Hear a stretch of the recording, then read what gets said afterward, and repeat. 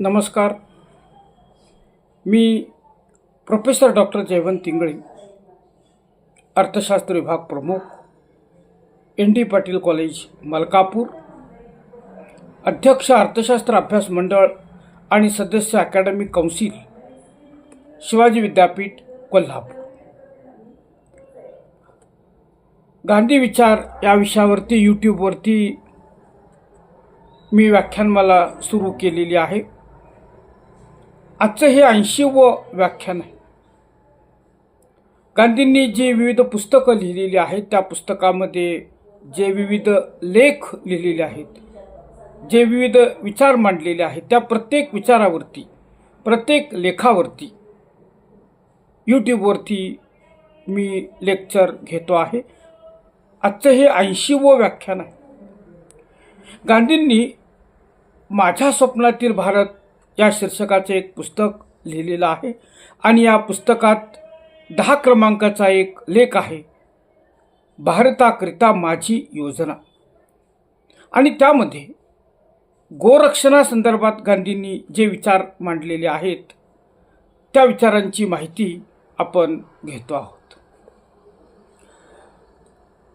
गांधींनी भारताकरिता माझी योजना या लेखात पशुधनाचं, विशेषतः गोपालनाचं, विशेषतः देशी गाईच्या पालनाचं महत्त्व स्पष्ट केलेलं आहे. गांधींनी या लेखात पशुपालनावरती, गोरक्षणावरती मोठा भर दिलेला आहे. देशी गायींच्या उपयुक्ततेबद्दल अतिशय चांगली उपयुक्त माहिती गांधींनी या लेखात, या पुस्तकात दिलेली आहे. गांधी असं म्हणतात, माणसाच्या विकासासाठी गोपालन आवश्यक आहे. ते असं म्हणतात की पशुधनाकडे दुर्लक्ष करून आम्ही मोठं पाप केलेलं आहे.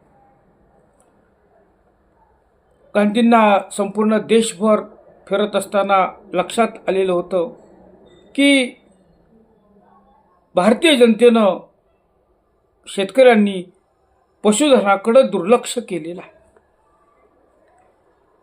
गांधी असं म्हणतात, माणसाच्या संपूर्ण विकासात गोरक्षणाचं स्थान अलौकिक आहे. जे गोरक्षण कशासाठी? केवळ धर्मासाठी नाही, तर माणसाच्या आर्थिक विकासासाठी गांधींनी गोरक्षणावरती भर दिलेला आहे. गांधी असं म्हणतात, गाय ही अखिल मुख्या जगाची प्रतिनिधी आहे.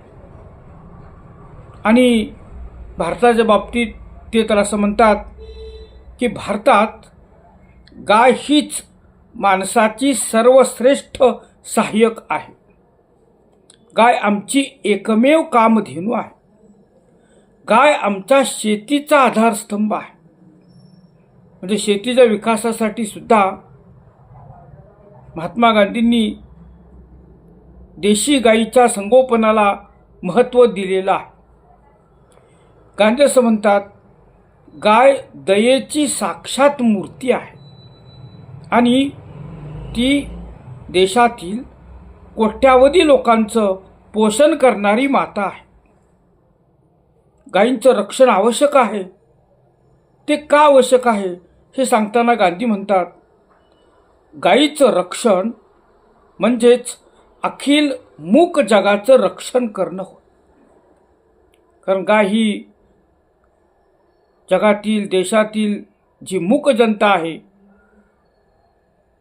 त्यांचीही प्रतिनिधी आहे असं गांधी म्हणतात. गोरक्षण ही भारतानं जगाला दिलेली मोठी अमूल्य देणगी आहे असं गांधी म्हणतात. आपल्या आईपेक्षा, जन्मदात्रीपेक्षा सुद्धा गाय श्रेष्ठ आहे असं गांधी या पुस्तकात म्हणतात. ते म्हणतात, गाय जन्मदात्रीपेक्षाही एका अर्थी श्रेष्ठ आहे. गाय कशी श्रेष्ठ आहे? आपल्या आईपेक्षा, माणसाच्या आईपेक्षा, जन्मदात्रीपेक्षा, ते गांधींनी सांगितलेलं आहे. आई किंवा जन्मदात्री 1-2 वर्ष आपल्याला दूध पाजते आणि पुढं जन्मभर आपल्याकडून सेवेची अपेक्षा करते, तसं गाईचं नसतं. ते म्हणतात की बिचारी गाय जिवंतपणी आणि मेल्यानंतर सुद्धा आपली सेवा करते.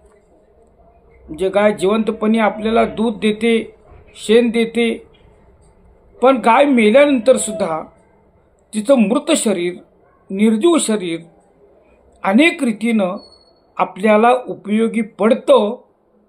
म्हणून गाय श्रेष्ठ आहे असं गांधी म्हणतात.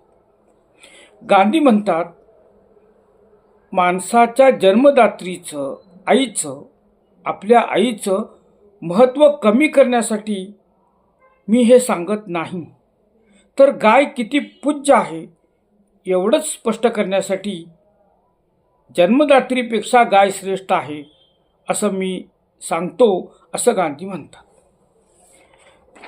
महात्मा गांधींच्या काळात म्हणजे सुमारे 100-125 वर्षापूर्वी भारतामध्ये संपूर्ण देशभर गुराढोरांची मोठी हेळसांड होत होती. जनावरांची, पशुधनाची दुर्दशा होत होती आणि भारतीय स्वातंत्र्य लढ्याला सुरुवात करण्यापूर्वी नामदार गोपाळकृष्ण गोखले यांच्या सूचनेवरून महात्मा गांधींनी संपूर्ण देश फिरून पाहिलेला होता, लोकजीवन पाहिलेलं होतं, समाज जीवनाचा अभ्यास केलेला होता आणि त्यातून त्यांच्या असं लक्षात आलेलं होतं की संपूर्ण देशभरच पशुधनाची, पशूंची, जनावरांची, गुराढोरांची मोठी दुर्दशा होत आहे, मोठी हेळसांड होत आहे. आणि त्याचं नेमकं कारणसुद्धा गांधींनी या पुस्तकात, या लेखात सांगितलेलं आहे. गांधी म्हणतात आम्ही गरीब आहोत म्हणून आमच्या ढोरांची, पशुधनाची दुर्दशा झालेली आहे असं नाही, तर त्याचं खरं कारण सांगताना गांधी म्हणतात आमच्या निर्दय निष्काळजीपणामुळंच गुराढोरांची दुर्दशा झालेली आहे. आम्ही निष्काळजीपणा दाखवला जनावरांच्या बाबतीत, पशुपालनाच्या बाबतीत, गोरक्षणाच्या बाबतीत, म्हणून पशुधनाची, जनावरांची हेळसांड झाली, दुर्दशा झाली असं गांधी म्हणतात. गरिबीमुळे झाली असं गांधी म्हणत नाहीत. गांधींच्या काळात सुद्धा पांजरपोळ चालवली जात होती. आजही पांजरपोळ मोठ्या संख्येनं चालवली जात आहेत की ज्या ठिकाणी गायींचा सांभाळ केला जातो. पण त्याबद्दल गांधींचं निरीक्षण असं आहे की पांजरपोळ नीट चालवले जात नाहीत असं गांधींचं निरीक्षण होतं. पांजरपोळांचं संचालन चांगलं नाही असं गांधींनी म्हटलेलं आहे. अपंग पशूंचं अनाथालय अशाच पद्धतीनं पांजरपोळ चालवले जातात. आदर्श गोशाला, दुग्धालय अशा प्रकारे ती चालवली जात नाहीत असं गांधींचं मत आहे. म्हणजे गांधींच्या काळात आणि आजही सुद्धा जे पांजरपोळ दिसतात त्याबद्दल, म्हणजे आजच्या पांजरपोळाबद्दल गांधींनी त्या काळात 100-125 वर्षापूर्वी जे विचार मांडलेले आहेत ते विचार आजही उपयुक्त आहेत. पांजरपोळ कसे चालवले पाहिजेत हे गांधींनी सांगितलेलं आहे. म्हणजे तिथं केवळ भूतदयेनं जनावरांचा सांभाळ करणं गांधींना अपेक्षित नाही, तर राष्ट्रीय समृद्धीसाठी पांजरपोळापासून, तिथल्या गायीपासून राष्ट्राला दूधसुद्धा मिळालं पाहिजे. म्हणजे पांजरपोळं ही नुसती भाकड जनावरं सांभाळण्याचं ठिकाण असता कामा नये, तर प्रत्येक पांजरपोळ ही एक आदर्श गोशाळा असली पाहिजे, दुग्धालय असलं पाहिजे असं गांधींनी नमूद केलेलं आहे. आणि त्यांचा हा विचार आजही अत्यंत उपयुक्त आहे. गांधींच्या काळात सुद्धा गोरक्षणाच्या खूप गप्पा होत होत्या, खूप चर्चा होत होत्या. आणि म्हणून गांधी असं म्हणतात की गोरक्षणाच्या नुसत्या गप्पा नकोत.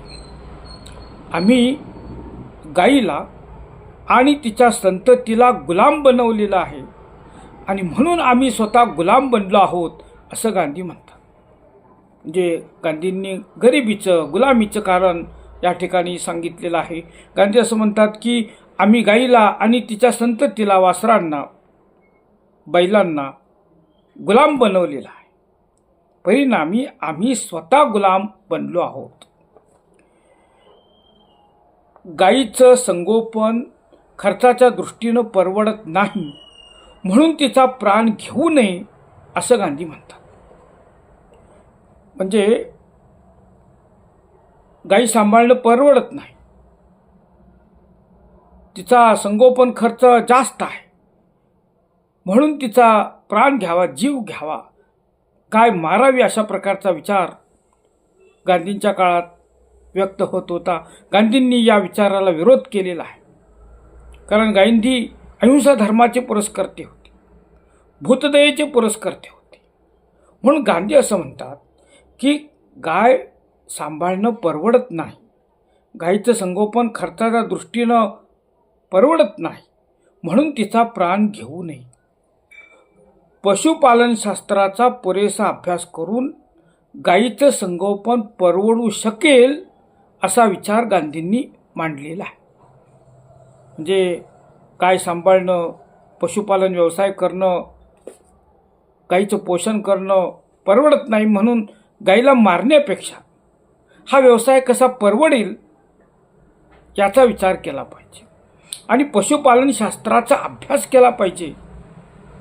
पशुपालन हे एक शास्त्र आहे आणि त्याचा जर अभ्यास केला तर गायीचं संगोपन परवडू शकेल आणि त्यामुळं गाय परवडत नाही, म्हणून तिचा प्राण घेणं अशक्य आहे हे गांधी म्हणतात.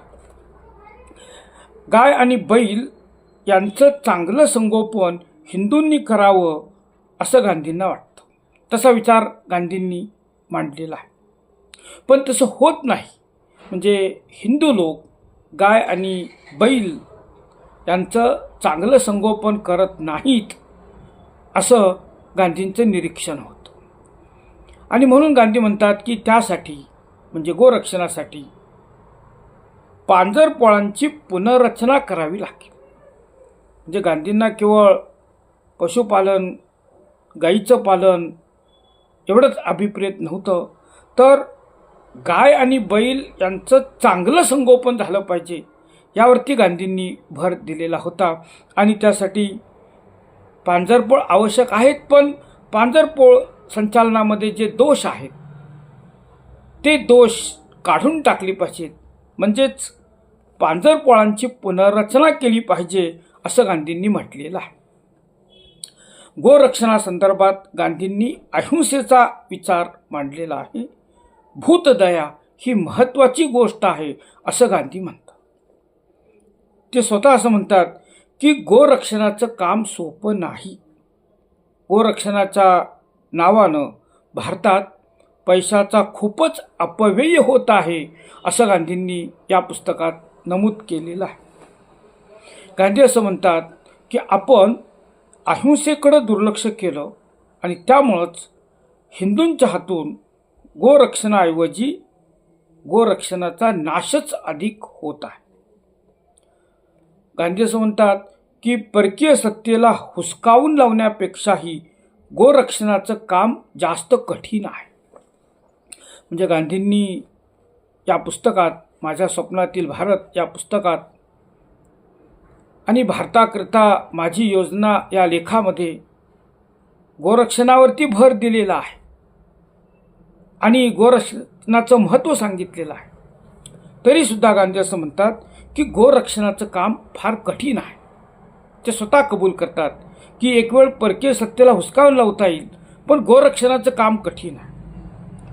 गांधींनी म्हशीच्या दूध तुपाला गाईच्या दूध तुपापेक्षा कमी लेखलेलं आहे.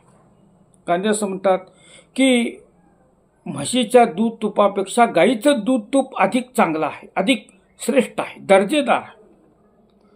आणि तरीसुद्धा आपण म्हशीच्या दूध तुपाचा आग्रह धरतो, हे आमच्या स्वार्थाचं लक्षण आहे असं गांधी म्हणतात. आणि हे लक्षण नसतं तर गायच लाभदायी आहे हे पटलं असतं असं गांधी म्हणतात.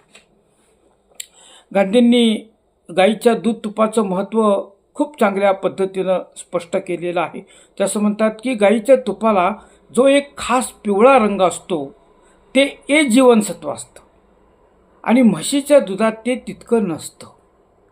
म्हणून गाईचं तूप चांगलं असं गांधी म्हणतात. ते असं म्हणतात की सेवाग्रामला जे परदेशी पाहुणे भेट देतात त्यांना इथलं देशी गाईचं दूध आणि तूप खूप आवडतं. त्या तुपाला म्हशीच्या तुपापेक्षा एक चांगली खुमारी असते असंही गांधींनी लिहून ठेवलेलं आहे. गांधी असं म्हणतात की युरोपात म्हशीच्या दुधाला महत्त्व नाही, म्हशीच्या दुधाची कोणालाही माहिती नाही. फक्त एकट्या भारतातच म्हशीला फाजील महत्त्व आहे आणि त्यामुळं म्हणजे म्हशीच्या तुपाला महत्त्व दिल्यामुळं गायींचा नाश झाला असं गांधी म्हणतात. आणि आम्ही जर गोरक्षण केलं नाही तर गाय नष्ट होईल असेही गांधी म्हणतात. ते असं म्हणतात की कायद्याद्वारे गोवध बंद करून गोरक्षण होऊ शकत नाही. म्हणजे त्या काळातसुद्धा गोहत्या, गाईची हत्या, गाईची कत्तल बंद करण्याचा विचार होत होता आणि त्यासाठी सरकारनं कायदा करावा असा विचार मांडला जात होता. स्वतंत्र भारतातसुद्धा अलीकडे सुद्धा अशा प्रकारचा विचार मांडलेला आहे आणि तशा प्रकारचा कायदा करण्यात आलेला आहे.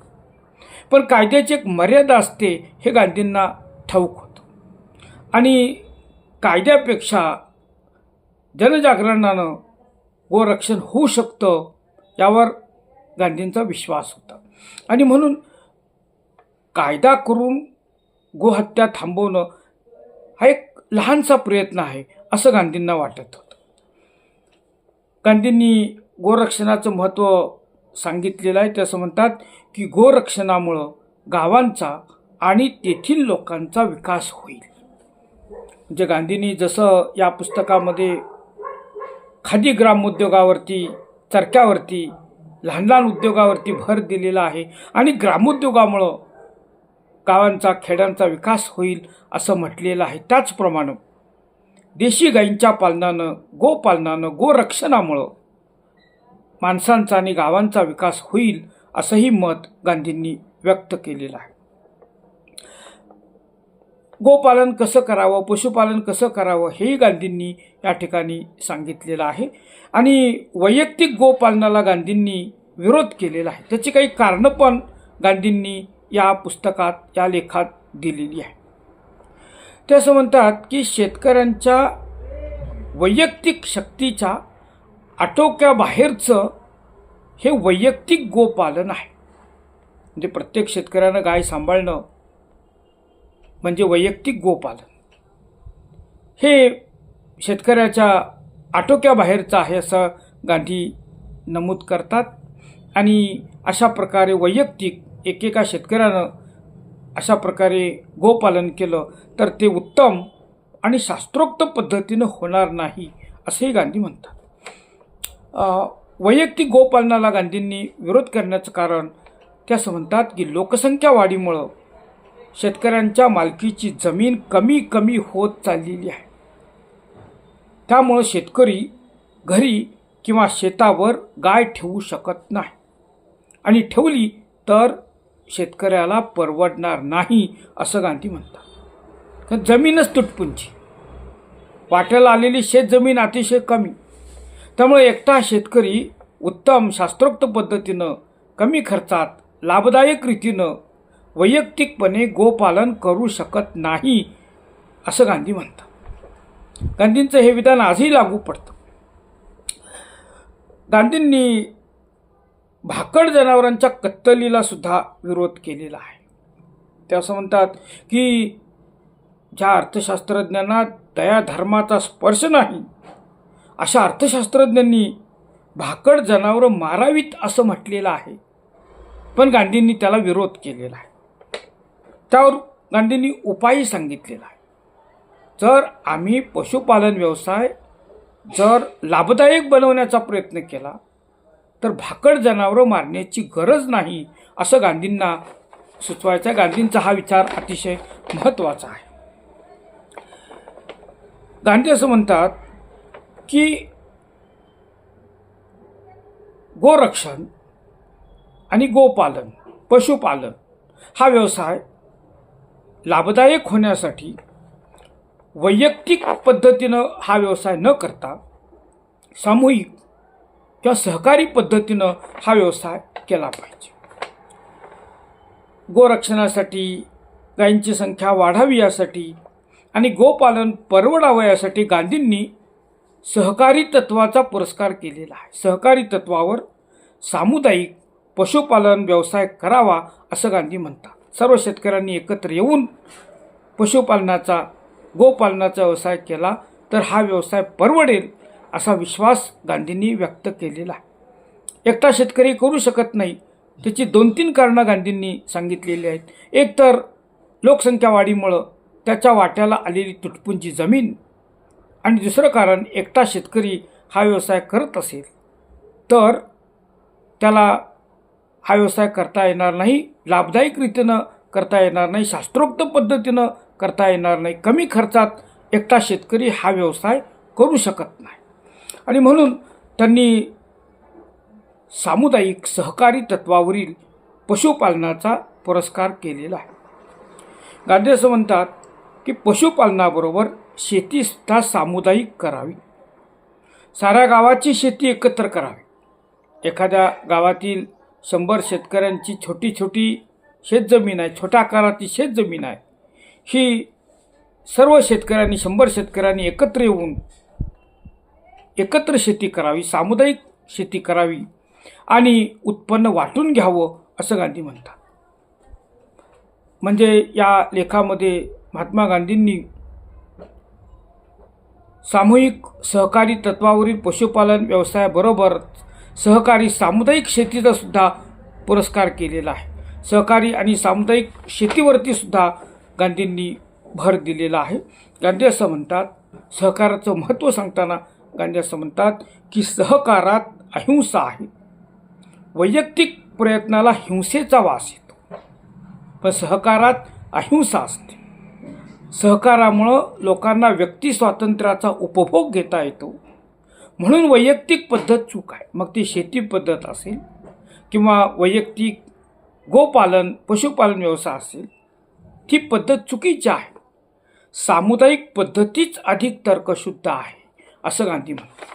तर अशा प्रकारे महात्मा गांधींनी माझ्या स्वप्नातील भारत या पुस्तकामध्ये जो लेख लिहिलेला आहे, भारताकरता माझी योजना, या लेखामध्ये गोरक्षणासंदर्भात गांधींनी जे विचार मांडलेले आहेत, विशेषतः देशी गायीच्या संरक्षणासाठी, देशी गायीच्या संख्यात्मक वाढीसाठी महात्मा गांधींनी जे विचार मांडलेले आहेत त्या विचारांची माहिती आपण घेतली. हे विचार आजही अत्यंत उपयुक्त आहेत. महाराष्ट्र शासनानं सुद्धा देशी गायींचं महत्त्व ओळखून शेतकऱ्यांना देशी गाय सांभाळण्यासाठी प्रोत्साहन देण्याचं धोरण स्वीकारलेलं आहे. तर अशा प्रकारे भारतामध्ये जी विविध राज्य सरकार आहेत त्यांच्या धोरणामध्ये, शेतीविषयक धोरणामध्ये देशी गायींना महत्त्व देण्यात आलेलं आहे. हे अतिशय चांगलं अशा प्रकारचं बाब आहे.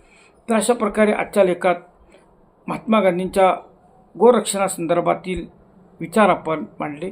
पुढच्या लेखामध्ये आणखी एका विचारावरती चर्चा केली जाईल. तोपर्यंत नमस्कार, धन्यवाद.